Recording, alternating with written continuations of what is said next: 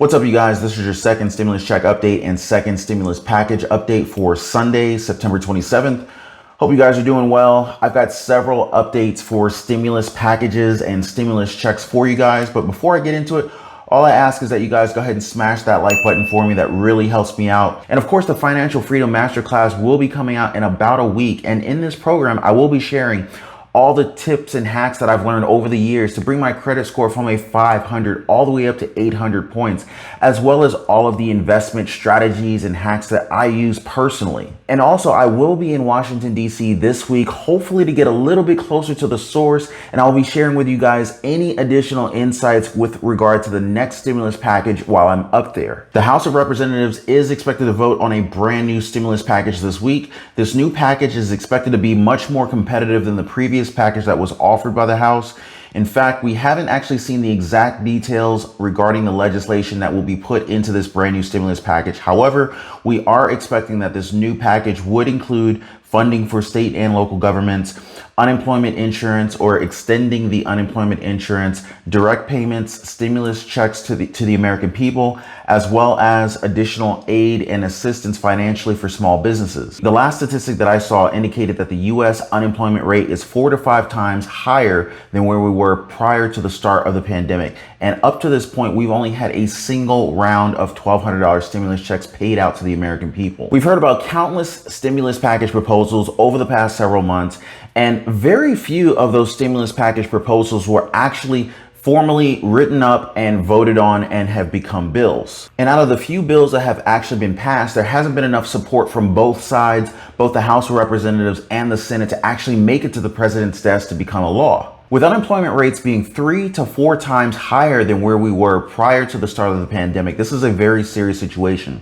In fact, we should strongly consider all of our options. 80% of American households already received their initial $1,200 stimulus check right around the middle of April of this year after the CARES Act was passed. However, many other countries have done significantly more than the United States has done for its citizens. By the time most Americans received their first stimulus check, it was about a month and a half after the pandemic officially began. And since then, it's been about 5 months since we've been basically watching this soap opera of debate back and forth between the House of Representatives and the Senate, being unable to agree on the next stimulus package. Now, Mark Cuban actually made a suggestion recently, and in fact, this is not the first time he's done this. He said that every household in America should actually receive a $1,000 stimulus check every 2 weeks for the next 2 months. Now, Mark Cuban is not the first person to bring this up. In fact, Senator Kamala Harris was actually the original person to bring up this proposal for a $2,000 per month stimulus aid package for the American people. Now, I definitely like the idea of a $2,000 per month stimulus check for the American people. However, realistically, it's probably not likely that we're going to see anything like that. However, it's been 5 months since Americans have received the first $1,200 stimulus check, but it's absolutely ridiculous that a country this strong is not taking care of its American citizens to the extent that other countries are. I mean, if you look at Canada, Canada was paying citizens, unemployed citizens, $2,000 per month, and we can barely get $1,200 out. I mean, look at this. Canada was issuing $2,000 per month to individuals and families for 6 months or until the U.S. economy recovered from the virus outbreak. And I'm not sure if you guys picked up on this, but not only is Canada paying its citizens $2,000 per month compared to our, $1,200 that we got like 100 years ago, right?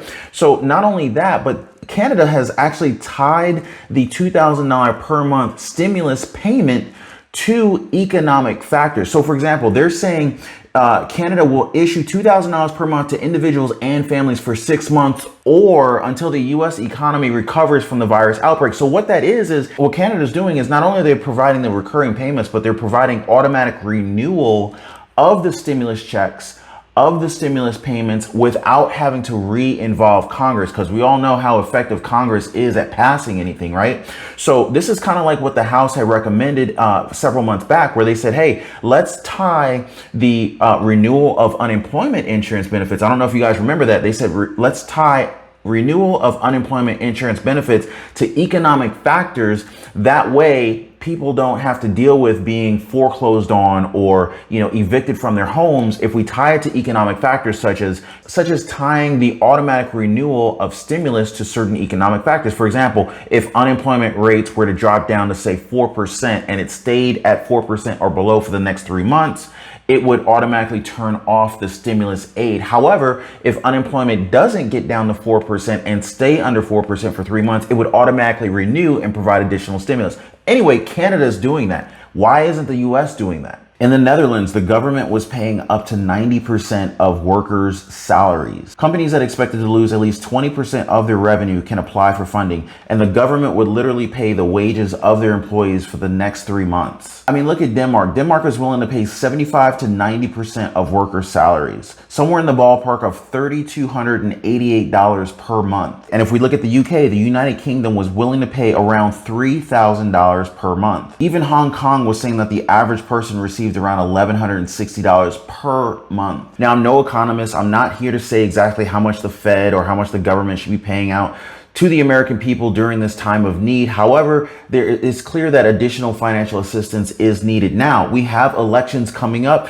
And, as much as these politicians, between their negotiations back and forth, I mean, let's be honest, guys, if either side really wanted to take care of the American people, they could have been passed stimulus checks already. They could have just created a skinny bill and passed stimulus checks for the American people, but they didn't do that. Each side has their own political agenda, and this is ultimately getting in the way, and the American people are basically like pawns during this entire ordeal. Now, with elections coming up, this is a prime time to leverage this and communicate with the politicians and let them know how serious this is for the American people to get another round of stimulus checks. In fact, to the extent of even reaching out to your congressman and your congresswoman. You can hit them up on their websites. You can email them and write them a letter and say, hey, if you guys are not willing to vote in favor of a stimulus check, you're not getting my vote. And let them know, period, point blank, that this is a contingent factor for them to be able to get our votes. And let these people know, hey, if you're not willing to support another round of stimulus checks, you're not going to get our votes. But, if you guys disagree, I totally understand. You can let me know down in the comments, but I feel like this is the only way for the average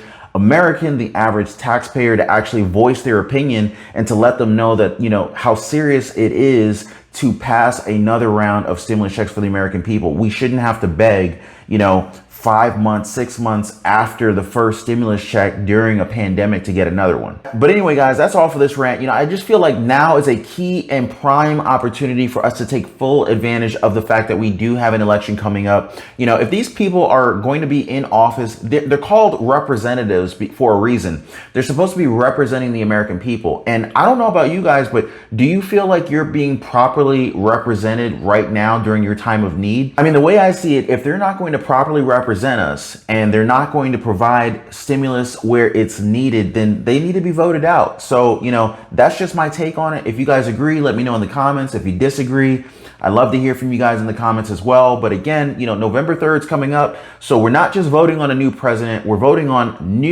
an entire House of Representatives are up for re-election, 435 members. And of course, you've got the Senate. You've got 1/3 of the Senate that is also up for re-election. And so now is the time that you voice your opinion. If you guys remember, most of these politicians, they don't really listen to you until they need your vote. Well, guess what? Elections are in a couple of weeks. So, they need your vote. They're going to be more willing to listen to you now than ever. So anyway, guys, I just wanted to drop that little bit of information on you guys. I'd love to see what comes of this. So anyway, guys, that's all for this stimulus check and stimulus package update. I will probably update you guys tomorrow, maybe Tuesday. I might not be on tomorrow, but if I do come on tomorrow, I will probably be reporting from Washington, D.C. But anyway, that's all for the stimulus check and stimulus package update. I will see you guys on the next one. Take care.